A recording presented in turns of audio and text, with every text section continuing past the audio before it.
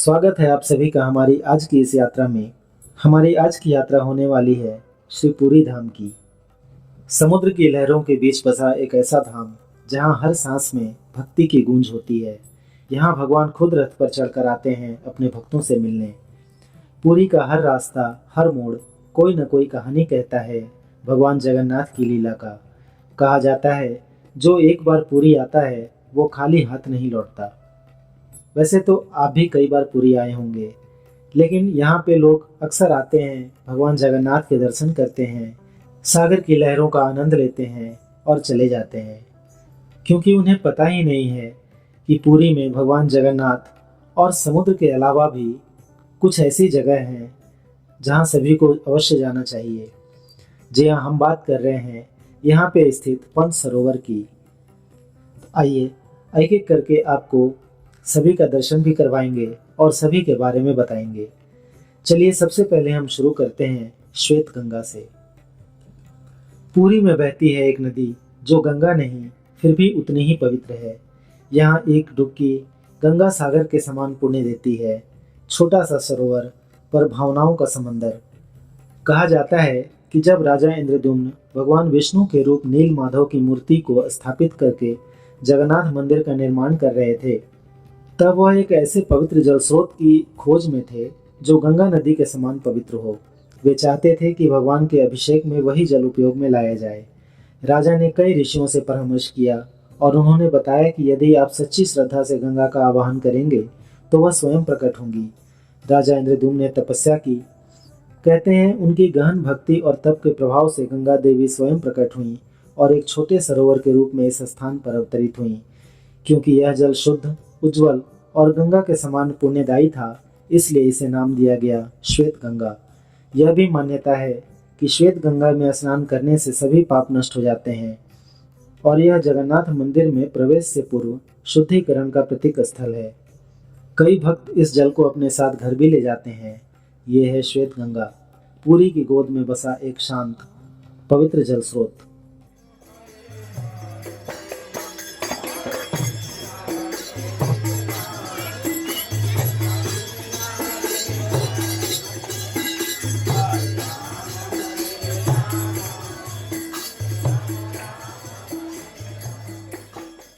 चलिए अब चलते हैं अपने अगले दर्शन सिद्ध बकुल की ओर।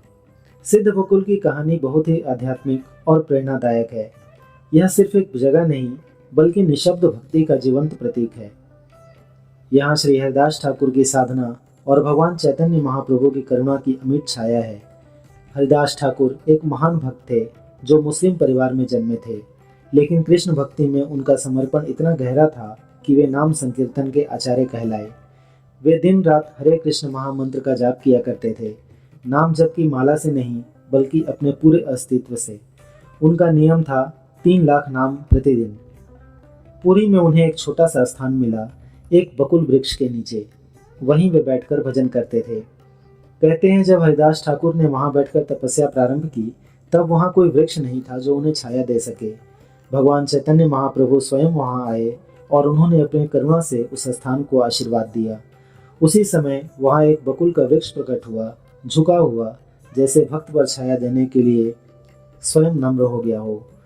यह वही वृक्ष है जो आज भी वहां मौजूद है, जिसे सिद्ध बकुल कहा जाता है।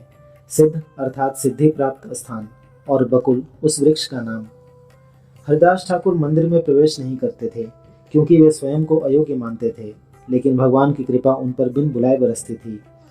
चैतन्य महाप्रभु उनके पास आते थे, उन्हें सम्मान देते थे, क्योंकि भक्ति जात पात से ऊपर होती है।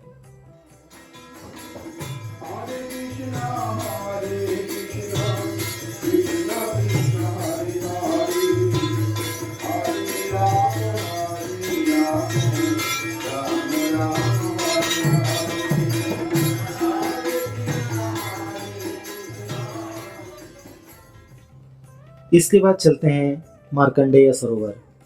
पुरी धाम में स्थित मार्कंडेय सरोवर सिर्फ एक सरोवर नहीं बल्कि एक ऐसा स्थल है जहाँ काल और मृत्यु दोनों को मात दी एक भक्त की भक्ति ने। ऋषि मार्कंडेय शिव भक्त थे और अत्यंत ज्ञानी थे। उन्हें बचपन से ही ज्ञात था कि उनकी आयु केवल 16 वर्ष है। उन्होंने भगवान शिव की घोर तपस्या की। जब मृत्यु के देवता यमराज उन्हें लेने आए, ऋषि मार्कंडेय शिवलिंग से लिपट गए और ओम नमः शिवाय का जाप करने लगे। तभी भगवान शिव स्वयं प्रकट हुए, त्रिशूल उठाया और यमराज को रोक दिया। कहते हैं ये चमत्कारिक घटना जिस सरोवर के किनारे घटी, वह स्थान आज कहलाता है मार्कंडेय सरोवर। इस शांत जल में आज भी गूंजती है वो पुकार ओम नमः शिवाय की। यहाँ हर लहर, हर बूंद एक संदेश देती है कि सच्ची भक्ति के आगे कुछ भी असंभव नहीं। मार्कंडेय सरोवर, जहाँ जल नहीं भक्ति बहती है, यहाँ हर दर्शन एक आशीर्वाद है। कृष्णा कृष्णा हरे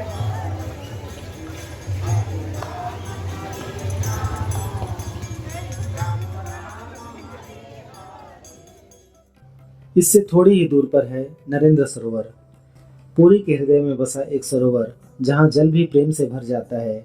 नरेंद्र सरोवर का निर्माण 15वीं शताब्दी में गजपति राजा नरेंद्र देव के द्वारा करवाया गया था। कहते हैं भगवान जगन्नाथ यहाँ अपने भक्तों संग जल क्रीड़ा करते हैं चंदन यात्रा के दौरान। यह सरोवर भगवान जगन्नाथ की चंदन यात्रा और जल विहार उत्सव का प्रमुख स्थल है। हर वर्ष जब गर्मी पड़ती है तो प्रभु खुद इस सरोवर में आते हैं। जैसे कहते हूँ, मैं सिर्फ मंदिर में नहीं, भक्तों के बीच भी हूँ। हर साल अक्षय तृतीया से लेकर ज्येष्ठ पूर्णिमा तक भगवान मदन मोहन, जो भगवान जगन्नाथ का प्रतिनिधि स्वरूप है, यहाँ लाया जाता है और भक्ति भाव से उनकी जल क्रीड़ा कराई जाती है। यह उत्सव चंदन यात्रा कहलाता है। सदियों से यह जल साक्षी है उस लीला का जहाँ भक्ति, प्रेम और उत्सव सब एक साथ बहते हैं। नरेंद्र सरोवर सिर्फ जल नहीं, प्रभु की मुस्कान है।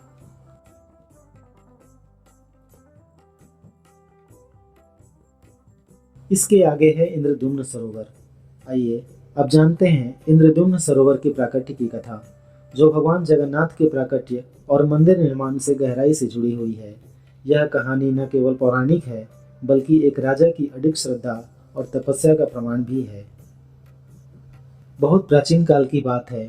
मलय द्वीप के राजा इंद्रद्युम्न भगवान विष्णु के अनन्य भक्त थे। एक दिन उन्हें स्वप्न में दर्शन हुआ कि धरती पर स्वयं भगवान नारायण ने नील माधव रूप में अवतार लिया है और वह उड़ीसा के जंगलों में कहीं स्थित है। राजा तुरंत अपने सेवकों के संग निकल पड़े खोज करने के लिए कि कहाँ है नील माधव।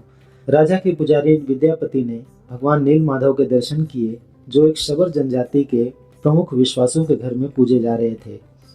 लेकिन जब राजा स्वयं दर्शन के लिए पहुंचे, भगवान नील माधव अदृश्य हो गए। इस दिव्य घटना से राजा विचलित नहीं हुए, बल्कि वे पूरी निष्ठा से समुद्र तट पर तपस्या करने लगे। उन्होंने प्रण लिया, मैं भगवान के लिए मंदिर बनवाऊंगा, लेकिन मूर्ति वही होगी जो स्वयं भगवान भेजेंगे। अपनी तपस्या के दौरान राजा ने गौतम ऋषि से आशीर्वाद लिया और पूरी क्षेत्र में एक विशाल यज्ञ का आयोजन किया। यज्ञ के लिए पवित्र जल की आवश्यकता थी, इसलिए यहीं खुदाई करके बना एक सरोवर, जिसे इंद्रद्युम्न सरोवर का नाम दिया गया। यही वह स्थान है जहां भगवान ने संकेत दिया कि समुद्र से एक दिव्य लकड़ी का टुकड़ा आएगा, उसी से मेरी मूर्ति बनानी है। वह दिव्य काष्ठ, जिसे दरु ब्रह्म कहा जाता है, इसी सरोवर के पास समुद्र से निकलकर मिला। यहीं से भगवान जगन्नाथ, बलभद्र और सुभद्रा के मूर्ति निर्माण की शुरुआत हुई। कहते हैं हर बार जब भगवान जगन्नाथ नव कलेवर लेते हैं तो वही सरोवर फिर से याद करता है उस राजा को जिसकी भक्ति से ये लीला शुरू हुई।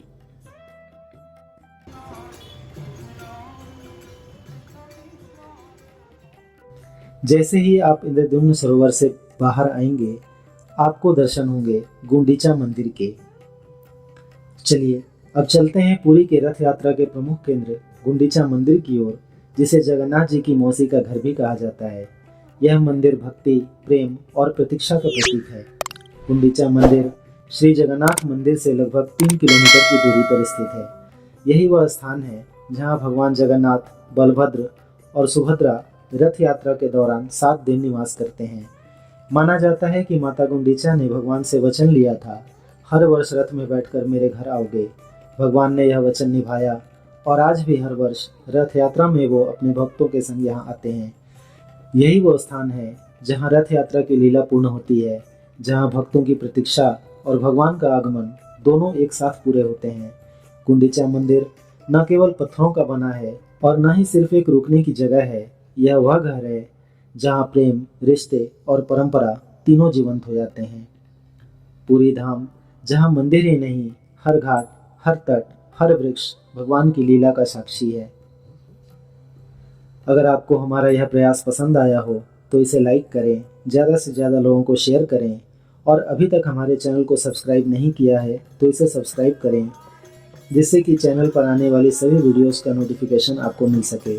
मिलते हैं ऐसे ही किसी अन्य यात्रा में, तब तक के लिए राधे राधे।